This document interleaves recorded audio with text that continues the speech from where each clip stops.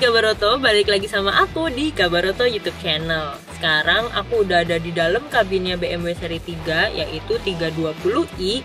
Sebelum ngomongin mobil ini lebih dalam, interiornya, kenyamanannya, performanya, dan lain-lain, aku mau jalan-jalan dulu dan ngejelasin ke Sobat Kabaroto kilas balik soal BMW seri 3 yang udah ada sebelumnya. Yuk!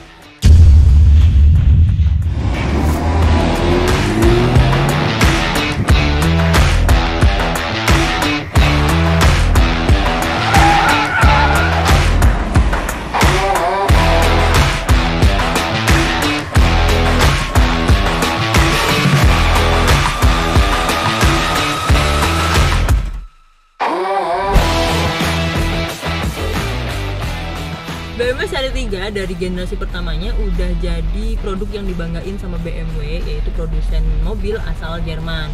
Dilihat dari jumlah penjualannya aja itu udah mencapai 15 juta unit itu secara global.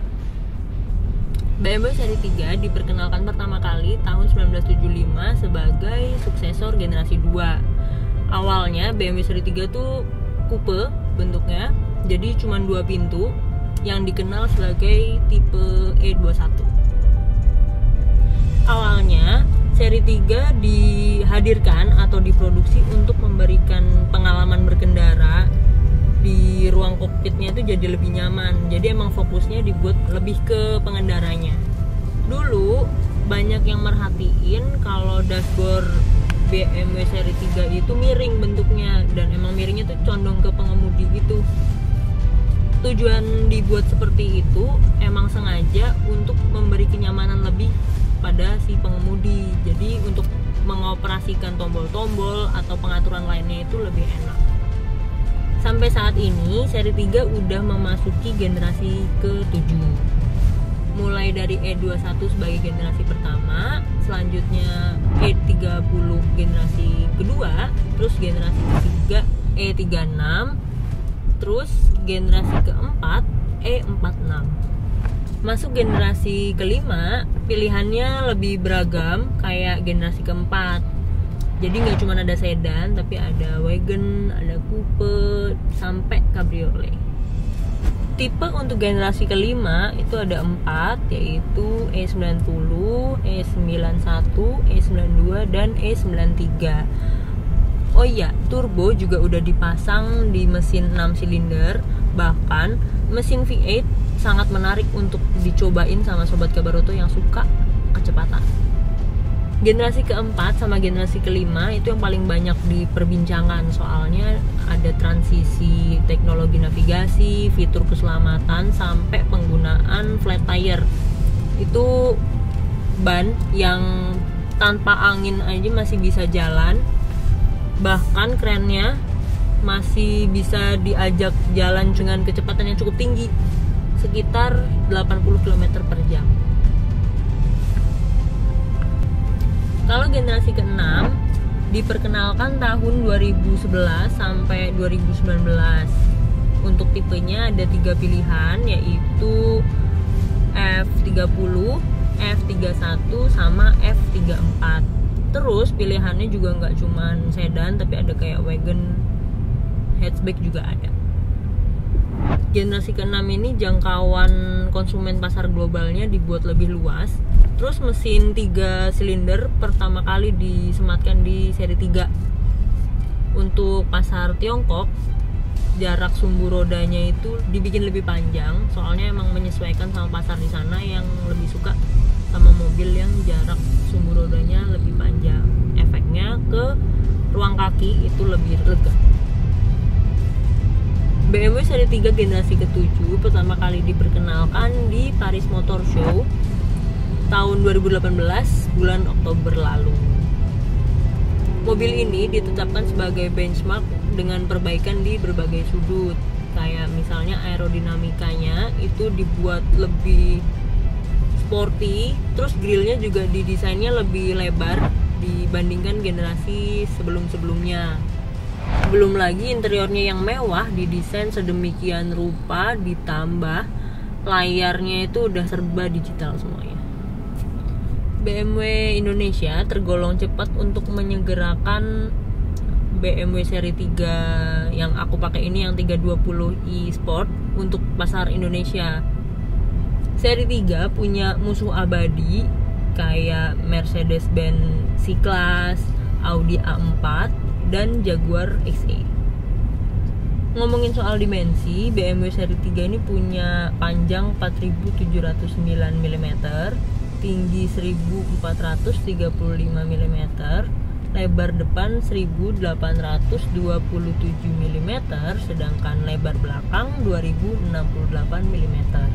Terus kalau sumbu rodanya itu punya panjang 2851 mm. Dengan kemasan dimensi tersebut, mobil ini bisa bermanuver dan cukup lincah di jalanan. Soal eksterior, BMW 320i Sport ini ternyata cukup mengejutkan untuk kompetitornya. Soalnya kalau di saat yang lain heboh-hebohnya pakai LED, di BMW 320i Sport ini engineer BMW malah menyematkan penerangan lampu laser light, termasuk BMW Selective Beam. Efeknya, penerangan jadi lebih baik kalau di jalanan, apalagi saat malam. Jadi nggak silau untuk pengendara yang papasan. Dari tadi kan kita udah jalan-jalan nih pakai BMW 320i Sport. Sekarang aku mau jelasin ke Sobat Kebaroto gimana rasanya jalan-jalan pakai mobil ini. BMW 320i Sport ini pakai mesin twin turbo, kapasitasnya 2000 cc, 6 silinder. Klaimnya sih bisa mencapai 235 km per jam. Kemarin juga sempat coba di jalan bebas hambatan, di tol, bisa mencapai 200 km per jam kecepatannya. Tapi Sobat Kebaroto nggak boleh ikut-ikutan ngebut-ngebutan di jalan tol, soalnya bahaya buat diri sendiri dan pengendara lain juga. BMW 320i Sport ini enaknya kalau dikendarain di kecepatan 80-100 km per jam. Soalnya terhitung kesenyapannya itu 63-65 desibel. Terus kalau misalnya mobil berhenti dalam keadaan mesin mati, terhitung 55 desibel. Mobil ini klaimnya punya tenaga 184 dk di 5000 rpm. Untuk torsinya 300 Nm dan sudah didapat saat 1350 sampai 4000 rpm. Dengan tenaga tersebut udah oke untuk melaju dengan transmisi 8 percepatan. Nah, akselerasi dari 0 sampai 100 km per jam itu bisa mencapai kecepatan tertingginya dalam waktu 7,1 detik. Kalau misalnya kita nyetir, pasti nggak jauh-jauh dari lingkar kemudi. Ini setirnya enak banget, dipegangnya juga enak. Terus kalau misalkan kita lagi di kecepatan rendah, setirnya enteng. Jadi belok-beloknya enak, bermanuvernya enak gitu. Sedangkan kalau misalkan kita lagi di kecepatan tinggi, setirnya akan otomatis kayak terasa lebih berat, jadi lebih stabil pengendalian laju kendaraannya.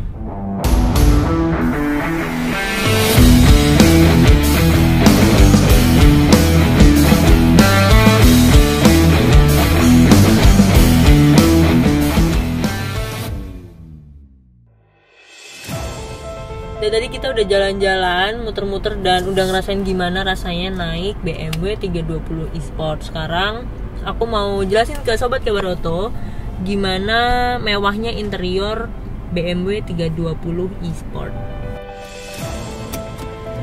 Pertama kali masuk ke kabin BMW 320i Sport ini, yang kelihatan banget dominan dengan warna hitam. Selain didominasi sama warna hitam, terasa banget masuk ke mobil BMW 320i ini udah dilapisi soft touch dari mulai dashboard, setir, dan trim pintu. Nah, di bagian trim pintu juga ada beberapa tombol kayak memory seat, lock dan unlock pintu, sama power window. Terus ada jahitan-jahitan halus di setir, di jok, dan di beberapa bagian lainnya. Nah, kerennya di dalam kabin yang serba warna hitam ini ada aksen warna silver di bagian dashboard, terus bagian setir, sama di trim pintu. Di bagian situ juga ada ambient light yang warnanya bisa diganti-ganti sesuai keinginan pengemudi. Pengaturannya ada di head unit. Terus kalau di bagian dashboard itu udah cukup oke. Yang menarik ada perforasi di bagian tengah dashboard, jadi nggak kelihatan polos kayak kebanyakan mobil biasanya. Dan perforasinya itu ada di tengah, di pinggir kanan, sama di pinggir kiri. Menariknya lagi, biasanya kan di mobil-mobil start stop engine itu ada di sebelah kanan atau di kiri setir. Tapi kalau ini beda, ada di konsol tengah, gabung sama mode berkendara. Di bagian konsol tengah ada beberapa pengaturan yang berkumpul jadi satu. Di sebelah kiri fokus untuk pengaturan head unit kayak media, home, map, navigasi, dan komunikasi. Di sebelah kanan lebih berfokus untuk kepentingan berkendara kayak mode berkendara, tuas transmisi, dan tombol start stop engine. Impresi pertama waktu mau cobain mengendarai BMW 320 ini, si pengemudi ini udah bisa ngelihat dua layar besar, instrumen cluster maupun head unit yang semuanya udah digital. Di dua layar tersebut ada informasi tentang kendaraan, peta, dan konsumsi bahan bakar. Kita mulai dari head unit dulu. Di head unit ini ada beberapa pengaturan kayak untuk media, komunikasi, navigasi, car, dan aplikasi. Nah, kalau media, ini untuk fitur hiburannya.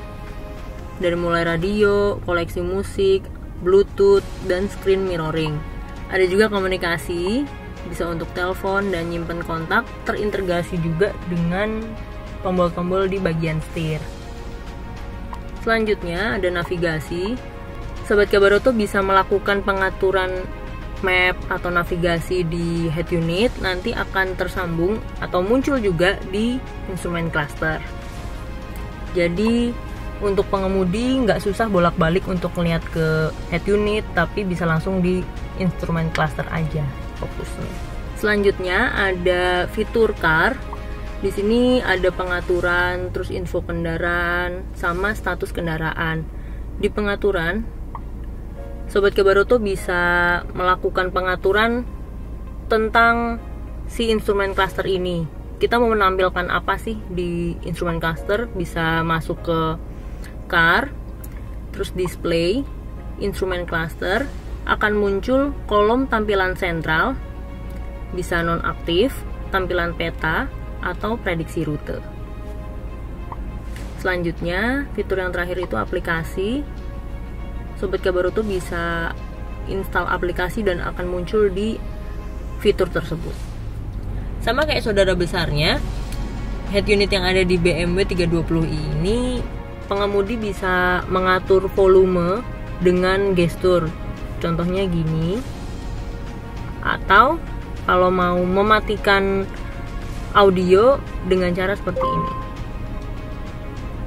Nah, tadi kan udah ngomongin soal head unit. Sekarang pindah ke bagian instrumen cluster.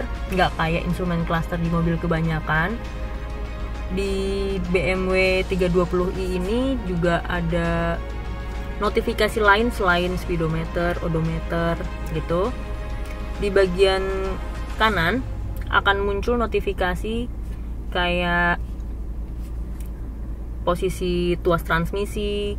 Terus diklik lagi di sebelah sini ada tulisan BC, ini bisa diklik. Akan pindah ke tenaga, kilometer. Terus ada fitur hiburan dari head unit di sini juga muncul.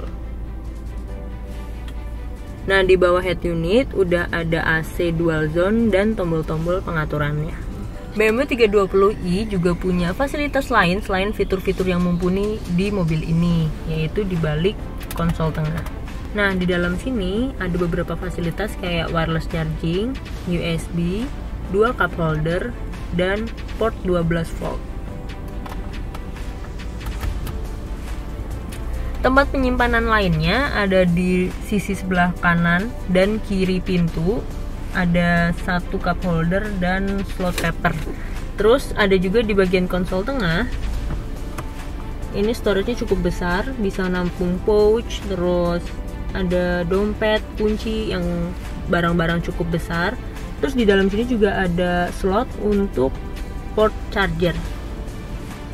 Nah, buat sobat Kabaroto yang pengen berkendara dengan kecepatan konstan tapi pelan-pelan aja, di BMW 320 ini juga ada tombol limit di sini di bagian switch control di setir.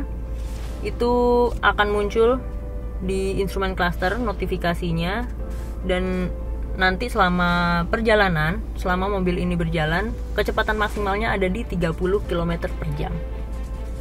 Kalau mau matiin bagian limitnya tinggal diklik lagi aja.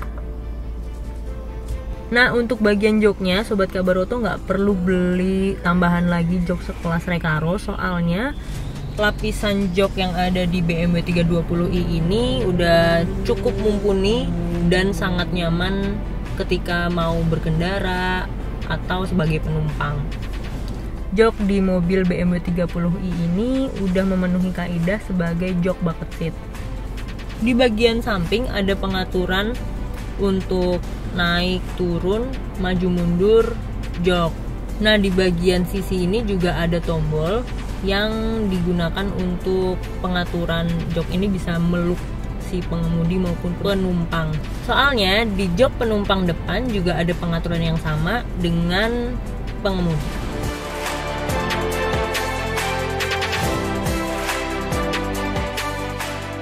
Mobil ini punya kapasitas 5 penumpang, 2 di depan dan 3 di belakang. Sayangnya untuk penumpang yang ada di belakang agak terasa sempit, terutama orang-orang yang tingginya 170 cm ke atas. Headroomnya cukup rendah dan ruang kakinya juga cukup sempit. Terutama untuk penumpang yang duduknya di tengah, kakinya juga mungkin agak terasa kurang nyaman karena ada gundukan di situ.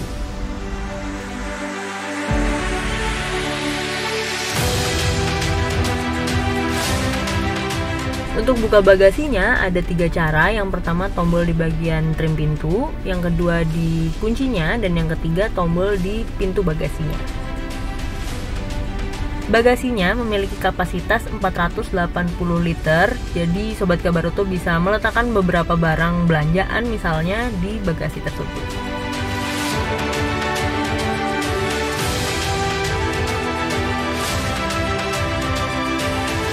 BMW 320i Sport menggunakan ban Hankook berukuran 225/45 dengan pelek 18 inci.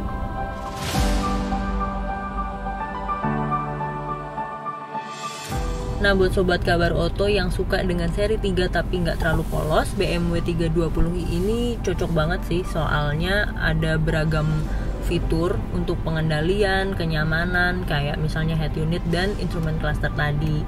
Jadi itu sangat menunjang untuk pengemudinya. Untuk head unit juga udah layar sentuh dan panel speedometernya juga multifungsi dengan tampilan peta yang bisa dikoneksikan ke internet menuju daerah yang dituju. Dengan harga 849 juta, mobil BMW 320i Sport ini terbilang sangat kompetitif berbanding rivalnya. Nah, sekian review dan kilas balik sejarah singkat dari BMW seri 3. Jangan lupa subscribe, komen, dan like-nya. See you.